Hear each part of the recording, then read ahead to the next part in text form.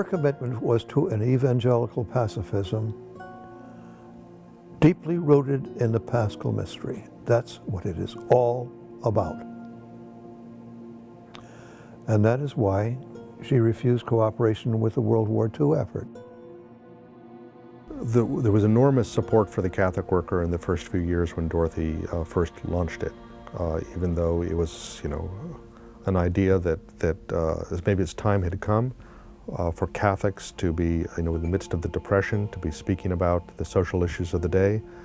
There were many bishops, there were seminaries that ordered huge bulk orders of the Catholic worker, a lot of priests at that time who were very sympathetic to that kind of labor emphasis.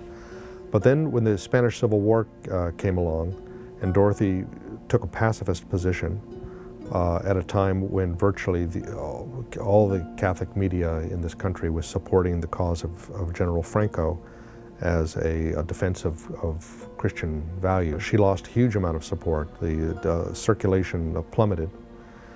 And then she took that further in World War II when we were actually under attack. And many people considered that this was a definition of a just war. And she maintained her pacifist position. Now this was very, very hard for most people to understand. And to tell you the truth, most Catholic workers couldn't understand it. And the bishops were very embarrassed. Dorothy was a grand dame as far as they were concerned during the 30s because she offered an alternative to Marxist, atheistic, class war kind of labor organization. She did not buy into class war any more than she bought into race war, or the war between men and women, or the war between the clergy and the laity. She was for nonviolence in every conceivable situation. She didn't dictate what other people should do, but this was the path that she felt was necessary. She said she didn't intend to interfere with the war effort, but she wouldn't contribute to it. And she was very isolated then, even within the Catholic worker movement. Many of the young men disagreed with her and enlisted or served in the military. But she insisted that the position of the Catholic worker was to affirm in an uncompromising way the peace message of Jesus. It looked as if the Catholic worker would not survive World War II. And after World War II, Dorothy continued to be under a cloud.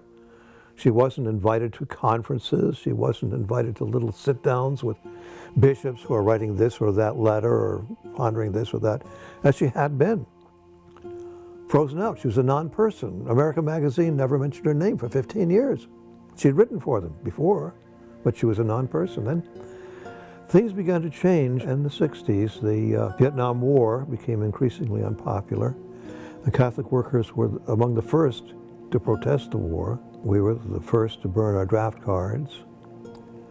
The civil rights movement came to a head in 1965, and we'd been involved in that consistently all the way through, never in leadership positions. That would be inappropriate for white people.